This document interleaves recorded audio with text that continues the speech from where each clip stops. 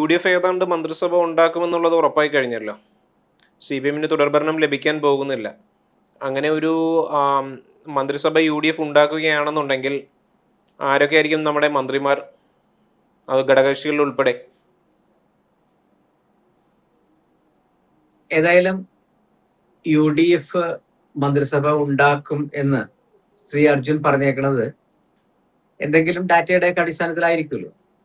നമുക്ക് അങ്ങനെ ഒരു മന്ത്രിസഭ ഉണ്ടാക്കി എന്ന് വിചാരിക്കും. അങ്ങനെയാണെങ്കിൽ ഇപ്പോ ഇടത്തെ ജനങ്ങളുടെ ഒരു ജനപ്രീതിയും ജനത്തിന്റെ ഹിതമൊക്കെ അനുസരിച്ച് മുഖ്യമന്ത്രി ശ്രീ VD സതീശൻ തന്നെയാകാനാണ് സാധ്യത. അങ്ങനെ വന്നാൽ അദ്ദേഹം മുഖ്യമന്ത്രിയുടെയും ഒപ്പം ധനകാര്യമന്ത്രിയുടെയും കൂടി ചാർജ് എടുക്കാനാണ് സാധ്യത. കാരണം എന്താണെന്ന് വെച്ച് കഴിഞ്ഞാൽ ഒരുപാട് പദ്ധതികൾ ശ്രീ VD സതീശൻ UDF-ന് വേണ്ടി പ്രഖ്യാപിച്ചിട്ടുണ്ട്. ആ പദ്ധതികളിൽ സാമ്പത്തികം ഒരു ഘടകമാണ്. പ്രത്യേകിച്ച് ഖജനാവ് കാലിയായി ഒരുപാട് ബാധ്യതയായിരിക്കുന്ന ഇപ്പോഴത്തെ സർക്കാരിൽ നിന്നും പുതിയൊരു സർക്കാരിലേക്കുള്ള ട്രാൻസിഷൻ, പണ്ട് ധവളപത്രം ഇറക്കിയതുപോലെയൊക്കെ ഒരുപാട് സാമ്പത്തിക കുഴപ്പങ്ങളുടെ ഇടയിലൂടെയാണ്. അങ്ങനെ വരുമ്പോൾ സാമ്പത്തിക വകുപ്പ് കൈകാര്യം ചെയ്യുന്ന ധനകാര്യ മന്ത്രി കൂടിയായിരിക്കും ശ്രീ VD സതീശൻ എന്ന് ഞാൻ പ്രതീക്ഷിക്കുന്നു. പിന്നെ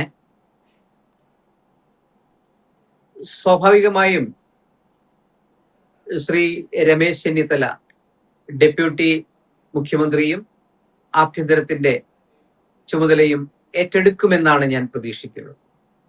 അത് ഒരു ഉപമുഖ്യമന്ത്രിയായിട്ട് അദ്ദേഹം ഒതുങ്ങി കൂടുവോ? സാധ്യതയുണ്ട്. കാരണം അദ്ദേഹമൊക്കെ വർഷങ്ങളായിട്ടുള്ള രാഷ്ട്രീയ പാരമ്പര്യമുള്ള ആളല്ലേ. ജനഹിതത്തിന്റെ ഒരു ഉപമുഖ്യമന്ത്രിയായിട്ടൊക്കെ അദ്ദേഹം നിൽക്കുവോ? ഇപ്പോ DK ശിവകുമാറിന്റെ കർണാടകത്തിലെ എടുത്താല് അങ്ങനെ പല എക്സാമ്പിൾ എടുക്കണം. ഉപമുഖ്യമന്ത്രി അല്ലെങ്കിൽ പിന്നെ ആഭ്യന്തരമന്ത്രി മാത്രമായിട്ട് പുള്ളി ഇരിക്കാൻ സാധ്യത ഉണ്ടോ? ചിലപ്പോൾ ഒരുപക്ഷെ വിശാലമായ ചിന്താഗതിയിലും ഹൈക്കമാൻഡിന്റെ നിർബന്ധം ഒക്കെ വരുമ്പോൾ രമേശ് ചെന്നിത്തല ഡെപ്യൂട്ടി മുഖ്യമന്ത്രി ആകാൻ പാടില്ല, ആയേക്കാം. ആഭ്യന്തരത്തിന്റെ ചുമതലയും കൂടി ഉണ്ടാകാൻ സാധ്യതയുണ്ട്. ഹൈക്കമാൻഡ് ആണല്ലോ ഫൈനലായിട്ട് തീരുമാനിക്കേണ്ടത്. പിന്നെ K മുരളീധരൻ ജയിക്കുകയാണെങ്കിൽ അദ്ദേഹത്തിന് ഒരു മന്ത്രിസ്ഥാനം ഉറപ്പാണ്. ഇപ്പോഴത്തെ KPC പ്രസിഡന്റ് ശ്രീ സണ്ണി വക്കീല്, അദ്ദേഹത്തിന് ഒരു മന്ത്രിസ്ഥാനം ഉറപ്പാണ്. പിന്നെ കോൺഗ്രസിൽ നിന്നും ഷാനിമോൾ ഉസ്മാൻ വരാണെങ്കിൽ വേറെ മുസ്ലിം പ്രാതിനിധ്യം കോൺഗ്രസിൽ നിന്ന് ഉണ്ടാകാൻ സാധ്യത കുറവാണ്. അങ്ങനെ വരുമ്പോൾ സിദ്ദിഖിന്റെയും അതേപോലെ T സിദ്ദിഖ് മന്ത്രിയായാൽ വനിതാ പ്രാതിനിധ്യത്തിന്റെ പ്രശ്നങ്ങൾ വരുമ്പോൾ ഷാനിമോൾക്ക് കിട്ടാൻ സാധ്യത. അങ്ങനെ വരുമ്പോൾ അത് ബിന്ദു കൃഷ്ണയാകും അവിടെ മന്ത്രിയായിട്ട് വരാൻ സാധ്യത. അപ്പോൾ T സിദ്ദിഖ് അല്ലെങ്കിൽ അൻവർ സാദിഖ്, ഇവരിൽ ഒരാൾ മന്ത്രിയായാൽ ഷാനിമോൾ ഉസ്മാന്റെ ചാൻസ് പോകും. അവിടെ ബിന്ദു കൃഷ്ണ മന്ത്രിയായിട്ട് വരും. പിന്നെ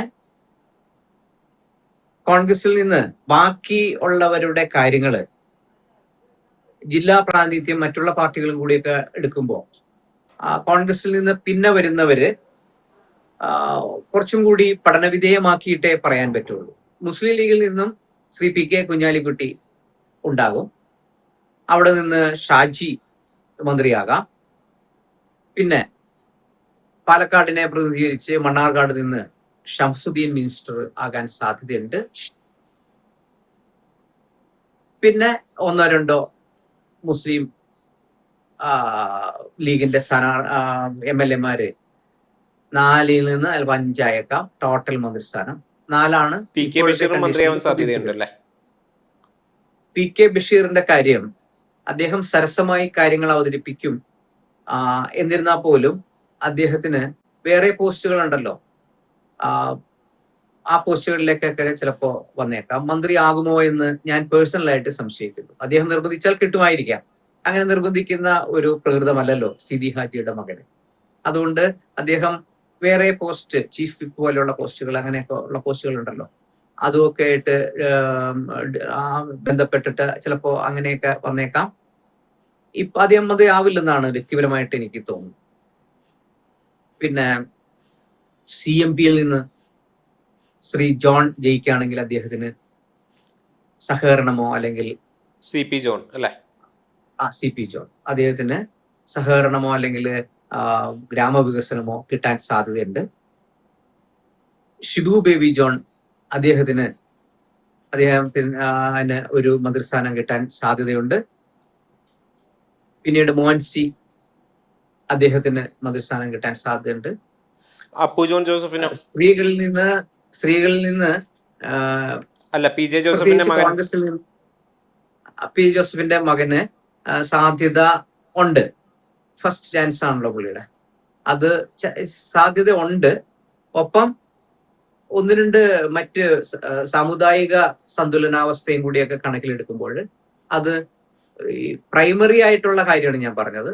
ഇനി അടുത്ത വിശദമായ ചർച്ചകളിൽ കുറെ ഏറെ കമ്മ്യൂണൽ ബാലൻസ് ആവശ്യം വരും. അപ്പോൾ കുറേയേറെ വ്യത്യാസം വരും. ഏതായാലും ബിന്ദു കൃഷ്ണയും ഷാനിമോൾ ഉസ്മാനും ഒരുമിച്ച് മന്ത്രിസഭയിൽ ഉണ്ടാകാൻ സാധ്യത കുറവാണ്. അപ്പോൾ അങ്ങനെയാണെങ്കിൽ ബിന്ദു കൃഷ്ണയ്ക്കാണ് ഇപ്പോഴത്തെ KK രമ സമ്മതിക്കുകയാണ് ഘടകകക്ഷിക്ക് മന്ത്രി കൊടുക്കാൻ തീരുമാനിച്ചാൽ തീർച്ചയായിട്ടും KK രമ മന്ത്രിയാകാൻ സാധ്യത കൂടുതലാണ്. അപ്പൊ KK രമ വന്നു കഴിഞ്ഞാൽ പിന്നെ വനിതയുടെ ഭാഗത്തുനിന്ന് എയ്തർ ഷാനിമോൾ ഉസ്മാൻ ഓർ ബിന്ദു കൃഷ്ണ ഉണ്ടാവും. ഇതാണ് മന്ത്രിമാരെ കുറിച്ച് പൊതുവെ ഉള്ള ഒരു അഭിപ്രായം. അതിൽ ഇനി ഒരുപാട് ഘടകങ്ങൾ ശരിയാകാനുണ്ട്. രമേശ് ചെന്നിത്തല സമ്മതിക്കണം. കോൺഗ്രസിന് മറ്റു മുഖങ്ങൾ ആരൊക്കെയായിരിക്കും മന്ത്രിമാരാകുന്ന? ബാക്കിയുള്ളതൊക്കെ അത് ഇലക്ഷന്റെ റിസൾട്ടും ഭൂരിപക്ഷവും മറ്റ് ഒരുപാട് ഘടകങ്ങളെ ആശ്രയിച്ചിരിക്കുക. ജനറലായിട്ട് സാധ്യതയുടെ മുൻനിരയിൽ നിൽക്കുന്നവരുടെ കാര്യം മാത്രമേ പറഞ്ഞിട്ടുള്ളൂ. എല്ലാ പാർട്ടിയിലെയും മുൻനിരയിൽ നിൽക്കുന്നവരുടെ കാര്യങ്ങളെ പറഞ്ഞിട്ടുള്ളൂ. ചില പ്രമുഖരെ speaker, deputy speaker, chief whip മുതലായ പോസ്റ്റുകളിലേക്ക് ഉപയോഗിച്ചേക്കാം.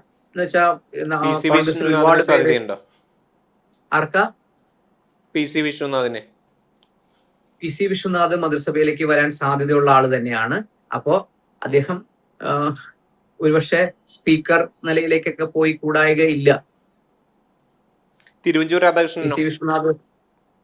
രാധാകൃഷ്ണൻ ഉണ്ടാവും. അദ്ദേഹത്തിന് തീർച്ചയായിട്ടും സ്ഥാനം ഉണ്ടാകും. പക്ഷെ അതില് ഈ മറ്റു സാമുദായിക പ്രാതിനിധ്യങ്ങളൊക്കെ ഇതിലൊരു ഘടകമായിട്ട് വരും. അപ്പോ മുഖ്യമന്ത്രി, ആഭ്യന്തരമന്ത്രി, പിന്നെ അങ്ങനെ ഒരുപാട് പോസ്റ്റിലേക്ക് വരുമ്പോ തിരുവഞ്ചൂർ രാധാകൃഷ്ണൻ നന്നായിട്ട് എലിജിബിൾ ആയിട്ടുള്ള ആളാണ്, ഒരുപാട് പാരമ്പര്യമുള്ള ആളാണ്. പക്ഷെ ഈ തവണത്തെ ഒരു മന്ത്രിസഭ രൂപീകരിക്കുമ്പോൾ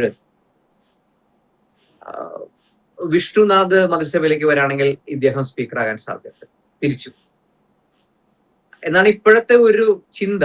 മാറാം, പല ഘടകങ്ങളെയും കൂടി കോർത്തിണക്കണമല്ലോ. അല്ല, മഹേഷിന് സാധ്യതയുണ്ട്. യൂത്തിൽ നിന്നും കരുനാഗപ്പള്ളിയിലെ മഹേഷിന് സാധ്യതയുണ്ട്, CR മഹേഷിന് സാധ്യതയുണ്ട്. അതൊക്കെ ഒരുപാട് ഘടകങ്ങളെ ആശ്രയിച്ചിട്ടായിരിക്കുന്നത്. അതോടൊപ്പം മണലൂരിൽ നിന്ന് TN പ്രതാപന് സാധ്യതയില്ലേ? സാധ്യതയുണ്ട്. പക്ഷേ ഇതെല്ലാവരെയും കൂടി ബാലൻസ് ചെയ്യാവുന്ന രീതിയിൽ നമ്പറിന് ലിമിറ്റേഷൻ ഉണ്ടല്ലോ. അപ്പോ മണലൂരിലെ ഒരു തൃശ്ശൂർ ജില്ലയിൽ നിന്ന് തീർച്ചയായിട്ടും പ്രാതിനിധ്യത്തിന്റെ കണക്കാക്കുമ്പോൾ പ്രതാപനും ഉണ്ട്. പ്രതാപനും ഇതേപോലെ തന്നെ ഏതെങ്കിലും പോസ്റ്റിലേക്ക് പോകാനുള്ള സാധ്യത.